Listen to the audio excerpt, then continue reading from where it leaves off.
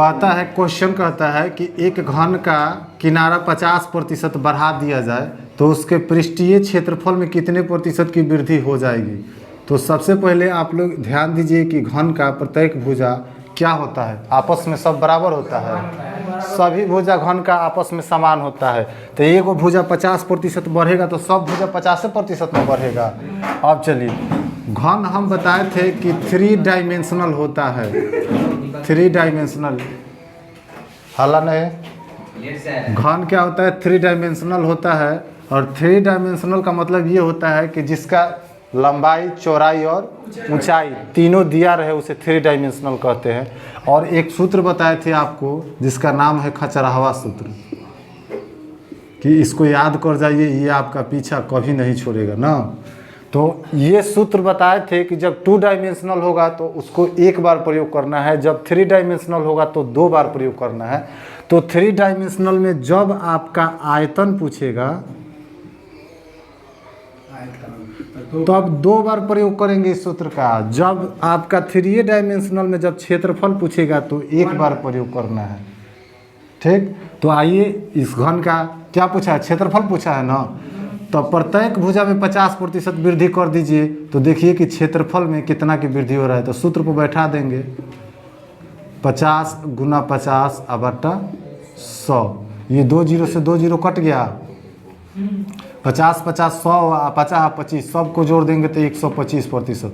तो जब घन का एक भुजा 50% बढ़ाइएगा तो इसका क्षेत्रफल में 125% की वृद्धि हो जाएगी।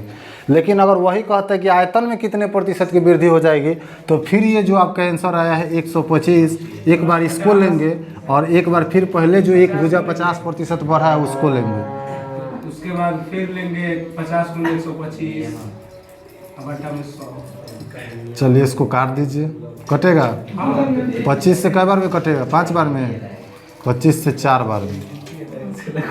इसको भी काट देंगे, 125 और 50 175 तो आपका ये हो गया। अब 25 25 2 से भाग देंगे, कितना हो जाएगा 62.5। जोड़ देंगे इसको,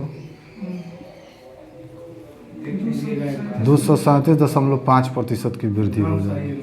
आयतन के लिए सही। जब आपका आयतन पूछेगा तब इसको सूत्र का प्रयोग कई बार, 2 बार, एक बार यहाँ करेंगे और एक बार यहाँ करेंगे। ठीक, जब आपका क्षेत्रफल पूछेगा तो मात्र एक बार प्रयोग करेंगे, आपका आंसर यहीं पे आ जाएगा। तो इस घन के भुजा को 50% बढ़ाया गया है। कितना, 50% सबको बढ़ा दिया गया है। जहाँ भी भुजा रहेगा वो 50% बढ़ा दिया गया। तो जैसे 50% भुजा बढ़ा, आप पूछेगा कि क्षेत्रफल में कितने की वृद्धि होगी तो 125%। जब पूछेगा कि आयतन में कितने की वृद्धि होगी तो 237.5%। वर्ग देखें कैसा होता है, जिसका प्रत्येक भुजा आपस में बराबर हो, यानी कि चारों भुजा बराबर होना चाहिए और प्रत्येक कोण 90 डिग्री होना चाहिए, उसको क्या कहते हैं, वर्ग कहते हैं।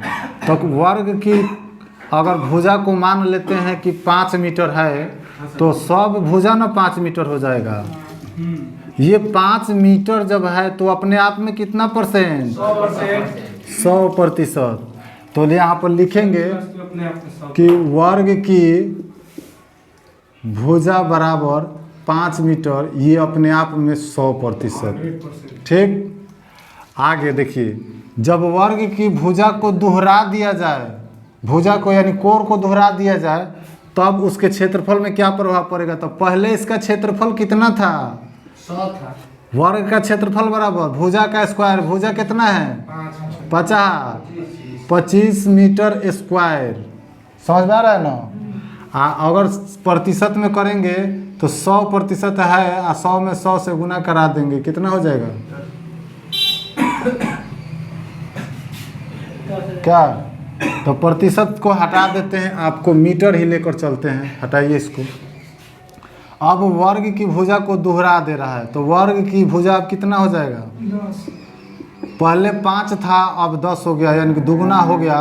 तो इसका क्षेत्रफल क्या हो जाएगा, तो अब क्षेत्रफल निकालेंगे तो भुजा का स्क्वायर यानी कि 100 मीटर स्क्वायर हो जाएगा। तो देखिए तो कितने प्रतिशत की क्षेत्रफल में वृद्धि हुई, 100। तो वृद्धि में देखेंगे कि पहले 75 की वृद्धि हुआ है, वृद्धि कितना से वृद्धि होके आया है, तो 25 से जब भिन्न हो गया, भिन्न का मतलब बट्टा हो गया, तो प्रतिशत में चेंज करने के लिए मास्टर साहब कितना बताए हैं? 100% से 25 चौका 100 और 75 चौका 300% की वृद्धि हो गया क्षेत्रफलवा में। त्रिज्या बराबर मान लेते हैं कि 10 आर है, आर का मान हम मान लेते हैं यहाँ पर 10, आर बराबर आर का मान लिए कितना 10। अब बेलन का ऊंचाई एच मान लेते हैं, कुछ भी क्या माना जाए 20 मानिए। चलिए 20 मान लेते हैं। तो अब इसका आयतन कितना हो जाएगा? आयतन बराबर पाई आर स्क्वायर एच, तो पाई तो ऐसा ही रह जाएगा, आर स्क्वायर एच, आर का मान कितना हो जाएगा, एच का मान कितना हो जाएगा 2000 पाई। समझ में आ रहा है ना? इसको डायरेक्ट लिख सकते हैं कि 2000 पाई 2000 पाई, तो इसका आयतन आ गया। ठीक, अब बेलन का नया जो होगा, नया त्रिज्या बराबर, अब पहले 10 था और त्रिज्या में कितना प्रतिशत की कमी है? 50% की कमी, तो आधा हो जाएगा ये। तो अब कितना हो जाएगा ये? 5 हो जाएगा। ऊंचाई में कितना की वृद्धि? 50%। तो नया ऊंचाई बराबर, पहले कितना था 20 था, अब 20 का 50% बढ़ गया तो 150%। ये 3 बार में है, 2 बार में 2 से कटेंगे 10 30, अब 30 ऊंचाई हो गया। अब इसका आयतन कितना आएगा?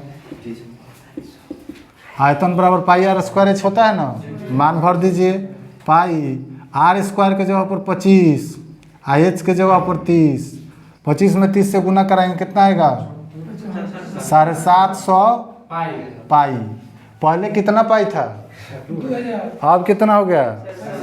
तो कमी कितना की हुई? कमी 1150 के 1250 की 1250 पाई के कमी हो गया। कमी हुआ ना? कहाँ से ये कमी होके आया है? 2000 पाई से, 2000 से ना, 2000 पाई से। इसको प्रतिशत में चेंज करने के लिए 100% से, पाई से पाई गया, 0 से 0 गया, 25 से 5 बार में, अब 25 से 8 बार में, 4 से 2 बार में, और ये 25 बार में। 25 पचे 125, अब आटा नीचे 2 प्रतिशत, इसी को लिख सकते हैं कि 62.5% की कमी हो गई। यहाँ कहता है कि एक व्यक्ति चीनी के मूल्य में 20% की कमी हो गया, जिससे 500 रुपये में 5 केजी चीनी ज़्यादा खरीदता है। तो पहले तो हम बताए थे एक नियम कि 500 रुपये का जब 20% की कमी है तो निकालिए कि कै रुपये की कमी हो गया। 100 रुपये की कमी हो गया। ठीक भैया, अब कितना देना पड़ेगा उसको? 400 रुपया। तो चीनी उतना ही मिल जाएगा। तो कह रहा है कि नहीं, ये हम 100 रुपया बचाएंगे नहीं, हम देंगे आपको अभी 500 रुपया, हमारा चीनी बढ़ा दीजिए 5 किलो। तो दुकानदार क्या किया कि 5 किलो चीनी बढ़ा दिए 100 रुपये के बदला में। तो जब 5 केजी चीनी जो बढ़ाया है वो कै रुपये के बदला में बढ़ाया? तो ये 5 केजी चीनी 100 रुपया में, तो 1 केजी चीनी कै रुपया में? 100 बटा ये गुना में इधर आएगा तो भाग में हो जाएगा, तो 20 रुपया में 1 केजी चीनी का दाम आ गया 20 रुपया। अब गौतम जी कहते हैं कि सर हम तो ये बना लेते हैं मगर ये पता नहीं चलता है कि ये हमारा नया मूल्य है कि पुराना मूल्य है। तो यहाँ पर अगर आप समझ जाइएगा कि हर हमेशा जब आएगा पहले जौन क्या होगा? नया मूल्य होगा। अगर ये भी नहीं समझ में आए तब चलिए देखिए, अब यहाँ पर मान लीजिए कि भूलिएगा नहीं कि माना कि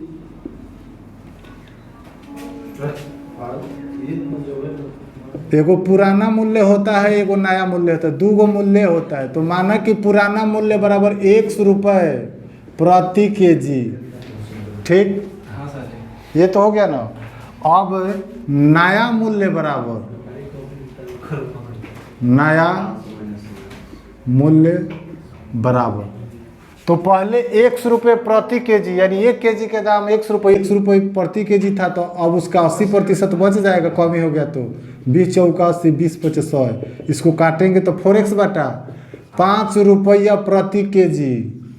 पहले देखिए यहाँ पर, अब पुराना मूल्य था 100 रुपये प्रति केजी और नया मूल्य जो आ गया कितना आया 4x बटा 5 रुपये प्रति केजी।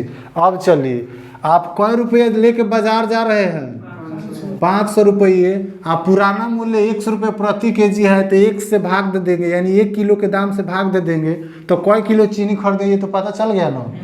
अब चलिए इसी 500 रुपये में जब 20% की वृद्धि हो गई, कमी हो गई, तो इसी 500 रुपये में आप कै किलो चीनी खरीदिएगा तो 1 किलो चीनी के दाम से भाग दे देंगे। ये पता चल गया अब कै किलो चीनी आया। तो पहले जितना चीनी खरीद रहे थे अब वाला चीनी में दोनों में अंतर कै किलो के है 5 केजी कम मिल रहा है, तो बराबर में 5 केजी लिख देंगे। अब सॉल्व कीजिए, 5 ज़्यादा नीचे है तो कहाँ चला जाएगा, तो 500 बटा x माइनस 5 2500 बटा 4x बराबर में कितना है 5 है। लघुत्तम 4 गो x के 1 गो x का लघुत्तम कै गो 4 गो x, हाँ x कट जाएगा 4 से, इसमें गुना कराएंगे 5 चौक के 20 2000 हो जाएगा, माइनस है तो माइनस है, 4x एक बार में कटेगा तो ये 2500 हो जाएगा बराबर में 5। जब 2000 2500 में से घटाएंगे तो कितना बचेगा 500 बटा में कितना है 4x बराबर में 5 है। 5 एक साइड 4 को कर दें, ऊपर से ऊपर काट दें, है एक बार में है 100 बार में, है 4 से कई बार में, तो ये बचा 25 बटा x बराबर में बचा 1, तो x को उधर भेजेंगे तो x बराबर 25 रुपया।